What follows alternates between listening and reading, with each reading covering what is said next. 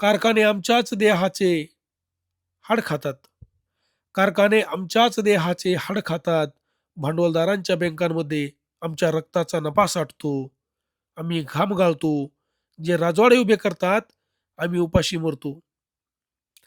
ते राजवाडे उभे करतात, आम्ही उपाशी मरतो. ते मेजवान्या रंगवतात. हा न्याय कुठे आहे? हा धर्म कुठे आहे? हा समाज कुठे आहे? कामगाराची मुठ्ठी उघडली तर हडताल पेटेल. कामगारांचा आवाज उठला तर राजसिंहासन कोसळेल. फडणवीस साहेब, परत ही ओळ तुमच्यासाठी घेतोय बरं का. कामगारांची मुठ्ठी उघडली तर हडताल पेटेल. ज्या पद्धतीनं नेपाळमध्ये सध्याची जी परिस्थिती उद्भवली आहे ना फडणवीस साहेब, ती परिस्थिती फक्त या महाराष्ट्रातल्या तरुणाईला उद्भवायची वेळ तुम्ही आणू नका.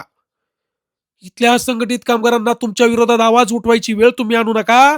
जर का न्यायाची भूमिका तुम्हाला घेता येत नसेल, तर त्या पदाचा राजीनामा तुम्ही देऊन टाकावा.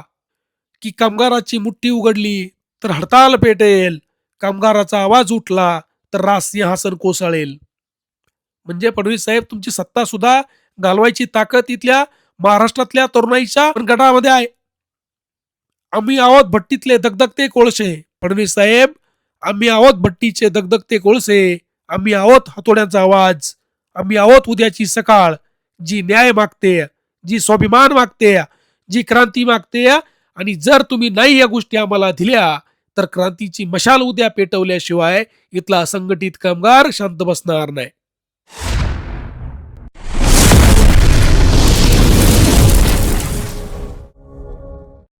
माझं म्हणणं एवढंच आहे की तुम्ही जर शब्द देताय भूमिपुत्रांना, तर तुम्ही त्यांना परमनंट जॉब दिला पाहिजे.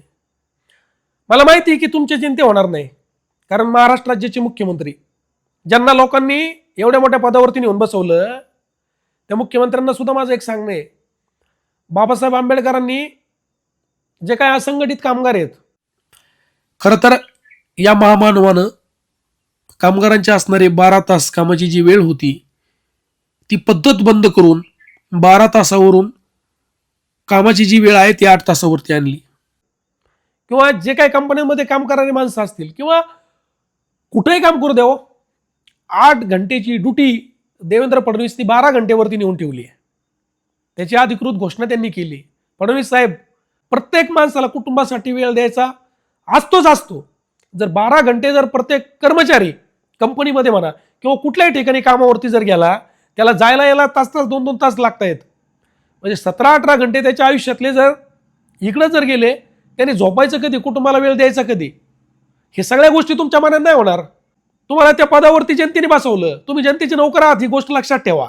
येणाऱ्या काळामध्ये हे जे काही कंपन्यांच्या बाबतीत तुमचे जे असणारे चुकीचे धोरण आहेत, पहिले हे तुम्ही सुधारून घ्या.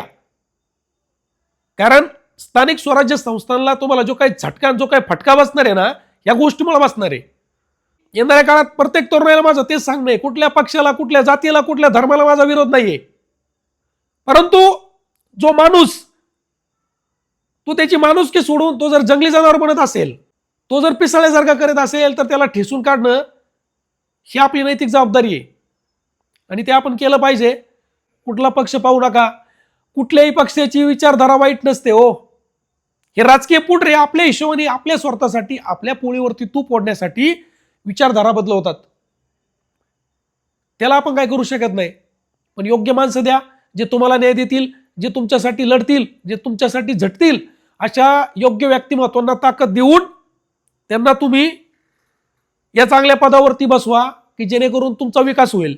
अमक्या अमक्या पुढऱ्याच्या नावे या विकास निधीतून हे काम दिलं, यांच्या कृपेने काम आले. अरे तुमच्या बापाची पेंड आहे का?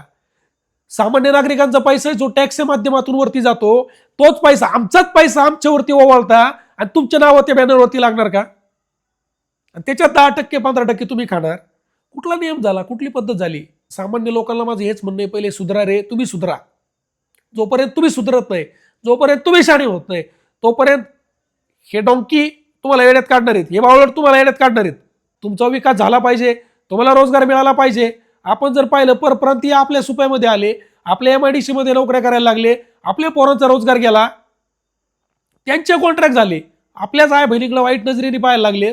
कितीतरी आपल्याच मुली त्यांनी प्रेमाच्या जाळ्यात अडकवल्या आणि त्याला बिहारला घेऊन गेले. ही वस्तुस्थिती आहे.